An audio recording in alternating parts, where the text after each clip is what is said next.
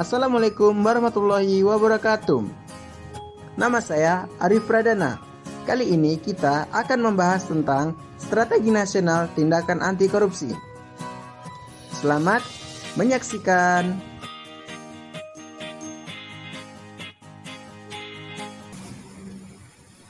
Pemberantasan korupsi telah menjadi fokus utama pemerintahan Indonesia.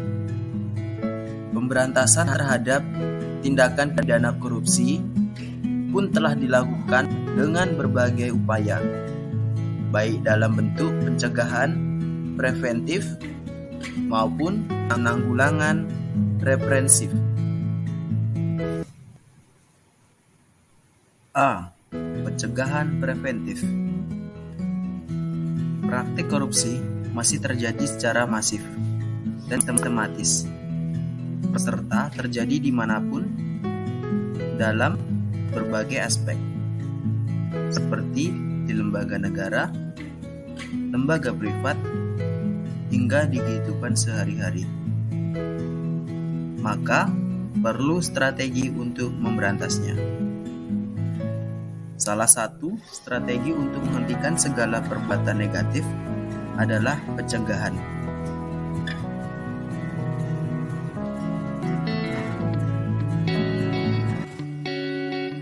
Susunan Stranas PPK dalam bidang pencegahan untuk periode 2012 hingga 2025 adalah 1.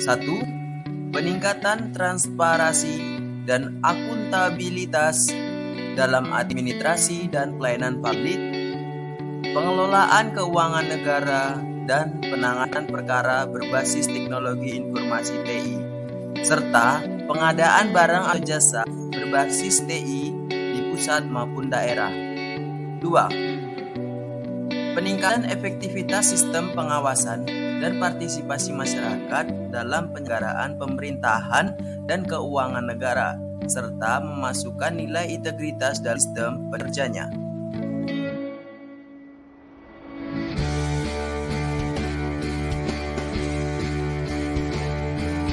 3.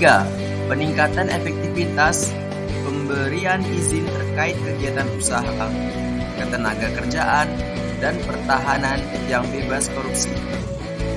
4. Peningkatan efektivitas pelayanan pajak dan bea cukai yang bebas korupsi. B. Penegakan hukum. Beberapa upaya pemberantasan korupsi yang telah dilakukan oleh pemerintahan Indonesia nyatanya belum sepenuhnya efektif dan membuahkan hasil memuaskan. Dengan banyaknya peraturan mengenai tindakan korupsi, ternyata tidak menjamin berkurangnya perkara korupsi di negeri ini. Hukum yang baik tentu tidak akan ada gunanya apabila tidak ditegakkan.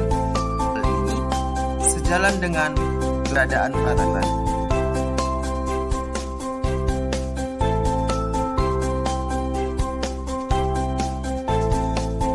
Starnas PPK di bidang pencegahan hukum untuk periode 2012-2015 adalah 1. Memperkuat mekanisme kelembagaan dan kerjasama antar lembaga penegak hukum dalam rangka mengoptimalkan proses penegakan hukum terhadap tipikor. 2. Memperkuat sarana pendukung berbasis TI untuk koordinasi antar lembaga penegak hukum dalam penanganan kasus dan proses peradilan. 3. Penerapan zero toleransi pada tipikor dan saksi hukum yang lebih tegas di semua strata pemerintahan.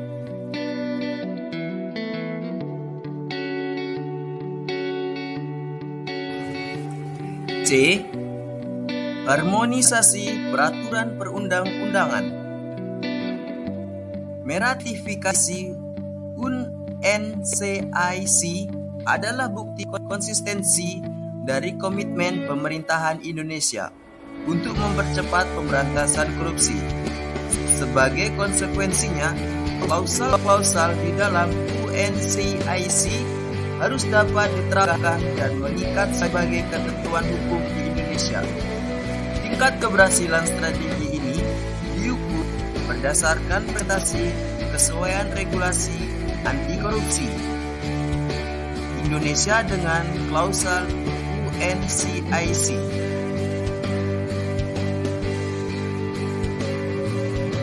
Starnas PPK di bidang harmonisasi peraturan perundang-undang untuk periode 2012-2018 adalah 1. Harmonisasi dan sinkronisasi peraturan perundang-undangan sesuai dengan kebijakan nasional dan kebutuhan daerah yang berhubungan sumber daya alam. 2. Harmonisasi dan sinkronisasi peraturan perundang-undangan dan penyusunannya dalam rangka modernisasi penegak hukum dalam sistem peradilan pidana. 3. Mekanisme monitoring dan evaluasi perundang-undangan terhadap pelaksanaan peraturan perundang-undangan yang tumpang tindih dan inkonsisten.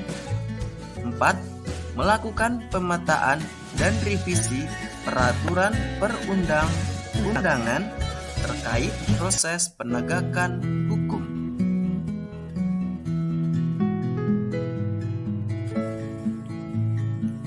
D. Kerjasama internasional dan penyelamatan aset hasil tipikor. Berkenaan dengan upaya pengembalian aset hasil tipikor baik di dalam maupun di luar negeri, perlu diwujudkan suatu mekanisme pencegahan dan pengembalian aset secara langsung bagaimana ketentuannya UNCIC. Peraturan perundang-undangan Indonesia belum mengatur pelaksanaan dari putusan penyitaan atau perampasan dari negara ini, lebih-lebih terhadap perampasan aset yang dilakukan tanpa adanya putusan peradilan dari suatu kasus korupsi. Confiscation without a criminal confiscation.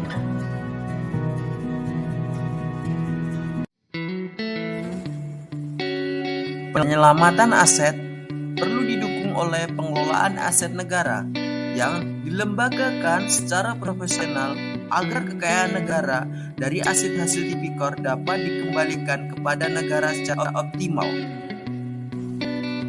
Starnas PPK di bidang kerjasama internasional dan pengembalian aset hasil tipikor ditempuh melalui 1. Optimalisasi kelembagaan dalam rangka pelaksanaan MLA dengan fokus pada pemetaan otoritas pusat dan Kementerian Hukum dan HAM dalam proses penyelamatan aset, kerjasama internasional serta pelaksanaan ekstradisi. 2. Penataan lembaga pengelolaan aset hasil korupsi dengan mempertimbangkan kebutuhan nasional dan internasional. 3. Pelatihan dan bantuan teknis di antar lembaga penegak hukum dalam rangka penyelamatan aset hasil korupsi. 4. Sosialisasi peraturan perundang-undang kepada aparat penegak hukum berkenaan dengan penyelamatan aset berikut implementasinya. E. Pendidikan dan budaya anti korupsi. Praktik korupsi yang kian masif memerlukan itikat kolaboratif dari pemerintahan beserta segenap pemangku kepentingan. Wujudnya bisa berupa upaya penanaman nilai budaya integritas yang dilaksanakan secara kolektif dan sistematis, baik melalui aktivitas pendidikan anti korupsi dan implementasi budaya anti korupsi di lingkungan publik maupun swasta. Starnas PPK di bidang pendidikan anti korupsi meliputi 1. Komunikasi dalam pendidikan budaya anti korupsi ditujukan dengan diberikannya materi dengan cara penyampaian pendidikan dan kampanye anti korupsi pada masyarakat yang efektif. 2. Pengembangan sistem nilai dan sikap anti korupsi dalam berbagai aktivitas kehidupan 3 pilar PPK, masyarakat, sektor swasta, dan aparat pemerintah. 3. Pengembangan, pengintegrasian, dan penerapan nilai-nilai anti korupsi, kejujuran, keterbukaan, dan integritas di berbagai aktivitas di sekolah, perguruan tinggi, dan lingkungan sosial dalam rangka menciptakan karakter bangsa yang berintegritas. 4. Kampanye anti korupsi secara menyeluruh dan terencana. 5. Memperluas ruang partisipasi masyarakat dalam rangka PPK. F. Mekanisme laporan pelaksanaan pemberantasan korupsi. Strategi yang mengedepankan penguatan mekanisme di internal kementerian atau lembaga swasta dan masyarakat tentu akan memperlancar aliran data atau informasi terkait proses pelaksanaan ketentuan UNCAC, konsolidasi dan aplikasi informasi di berbagai media, baik elektronik maupun cetak, termasuk web portal PK, akan mempermudah pengaksesan dan pemanfaatnya dalam penyusunan kebijakan dan pengukuran kinerja PPK.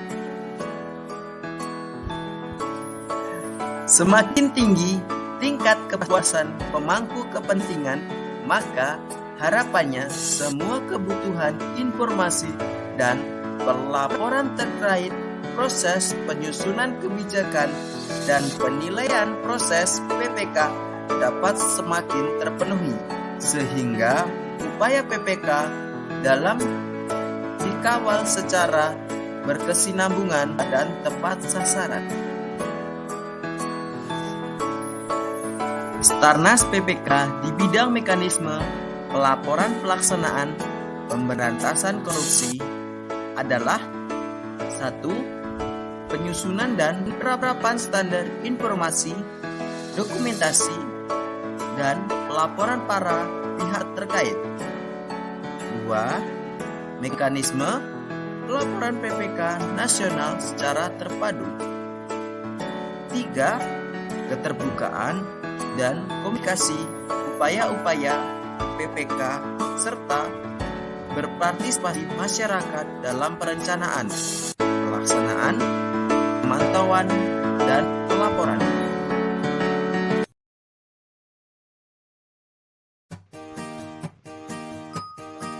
Sekian penjelasan tentang Strategi Nasional Tindakan Anti Korupsi. Wassalamualaikum warahmatullahi wabarakatuh.